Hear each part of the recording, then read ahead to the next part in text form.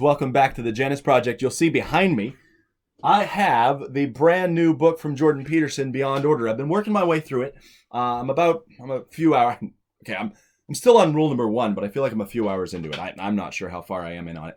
Ran to Yosemite this weekend, and so I listened to it a little bit on the way. But every time I start playing a book in the car, the children just increase their volume to the level of the book, and so not a whole lot happens in the way of progress in that arena. Now, as we get into Jordan Peterson, last week, what I did is I laid out from his 12 rules for life, just kind of the basics, like the rules that you're going to run into. This week, what I want to do is I want to kind of lay out what these two books are going to bring to the table. Now, on the one hand, you've got a whole lot of people who are afraid to try new things. You've got a whole lot of people who are basically unskilled, unchallenged. They're just nebulous blobs. So with the first book, 12 Rules for Life, what Jordan Peterson is trying to do is he is trying to bring a little bit of order to the world. And so if you can imagine this side of the screen being order. And so what he's trying to do is he's trying to bring people out of their chaotic soup, because our world doesn't challenge anyone to grow up. And it's pushing everyone toward order to say, how about you structure your life a little bit? How about you stand up straight with your shoulders back, you act like a lobster, you act confident, and what that does is that actually has an effect on you. We'll talk about that coming up. And so he says, why don't you do some of these things? His general recommendation that he loves to give to people is, why don't you be the one that everyone relies on at your father's funeral? Why don't you be someone who's put together? In fact, one of the rules is put your house in order before you start criticizing other people. And so that's a huge part here, is order. However, as you go through the work of Jordan Peterson, even his work that goes outside of the 12 Rules for Life, you are going to find he has a whole lot to do with studying out totalitarian regimes. So he actually wrote the preface for Gulag Archipelago, the newer version that came out in the last few years. He has done a ton of work in that field. So Nazism, communism, these isms that are like just devastating on the world, but they really thrive on so much order that they're totalitarian. And so what he's pushing for in Beyond Order, which is this one right here, 12 More Rules for Life, he's kind of pushing a little bit back toward chaos to say, yes, you need structure and support in your life. You need the order and you need the decency. But what we're going to do now is we're going to challenge you to start trying new things. And so part of it is, don't be so caught up in an ideology that you just excuse everything in it. Don't be so quick. And so I want to kind of lay this out for you, because these two books are going to be kind of reviewed in tandem as we go through it. I'm going to obviously start with 12 Rules for Life, but as pertinent information comes from Beyond Order, I'm going to bring it into play, which I'll be one of the first people to do that, because this book came out just recently. Like, as I'm recording this, it came out within the last week. So obviously these videos are going to be posted over a series of days. But again, this is a brand new book. I haven't even finished reading it all, but I want you to see the rules here that are laid out. So in the last video, I kind of laid out the 12 rules, the original ones, and these next 12 rules are this. Rule number 1, do not carelessly denigrate social institutions or creative achievement.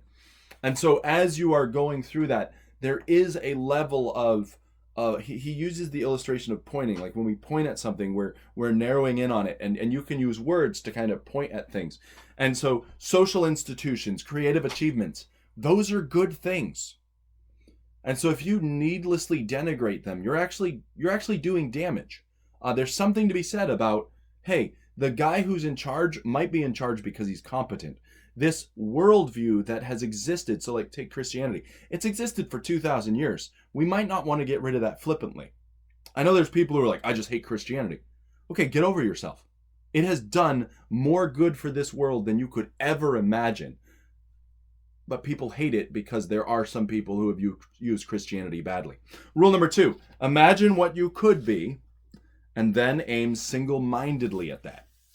Again, it's something that's really, really big, is there are times where we are in our comfort zone. We are not wanting to move outside of where we are comfortable. We don't want to brave the chaos. But think about what you could do if you set your sights on a destination and you aimed single-mindedly at that for just a short time. See what you could do. All right. Rule number 3, do not hide unwanted things in the fog. A lot of that has to do with precision of language. Make sure you know what you're aiming at. Make sure you know what you're going for. Don't hide things and hope that, nobody will really notice. Rule number 4, notice that opportunity lurks where responsibility has been abdicated. I've lived this one a few times. Rule number 5, do not do what you hate. Do not do what you hate. Again, we'll cover some of these in detail. Rule number 6, abandon ideology. And so again, the rules are going to kind of build and reference back. But rule number 7, work as hard as you possibly can on at least one thing and see what happens. Rule number 8, try to make one room in your home as beautiful as possible. Rule number 9, if old memories still upset you, write them down carefully and completely. And part of this, just so you understand where Jordan Peterson's coming from, he's a clinical psychologist who has been a professor for years, posted a ton of his lectures online. You can go watch a whole lot of them right now if you wanted to. And there's something to be said about if there are old memories that you still can't get over, it means you haven't gotten over them. Write them down as fully as you can and see what you can do about it. Because again, you might think you're over something, but if it still haunts you, you're not over it. Again, moving on. Rule number 10, plan and work diligently to maintain the romance in your relationship. Marriage is a really important thing, and keeping your marriage alive is unbelievably important. Rule number 11, do not allow yourself to become resentful, deceitful, or arrogant. And then rule number 12, be grateful in spite of your suffering. Again, we've talked about some of these topics in the past. I think Jordan Peterson has a lot to bring to the table. Like I said, I'm not going to agree with everything he says. But I think as we go forward, we need to incorporate these two books. And like I said, I'm currently working my way through both of them, actually. I'm rereading Jordan Peterson's 12 Rules for Life. And then I'm rereading it so that I can get some notes for this series. But then I'm working my way through Beyond Order as I go. Guys, I hope you've enjoyed this content so far. Again, this is Jordan Peterson review, and this is the Janus Project. If you have not done so, please like this video. Just click it below. Comment on this video. Please make sure it has something to do with Jordan Peterson. And then share it with a friend. Guys, if you haven't subscribed, please do that as well. This YouTube algorithm works through comments. And so I'd appreciate it if you guys would help me out in that area. If you know someone who likes Jordan Peterson, share my videos with them. And I'm going to get into some of the main content very, very soon. Guys, thank you for joining me on the Janus Project.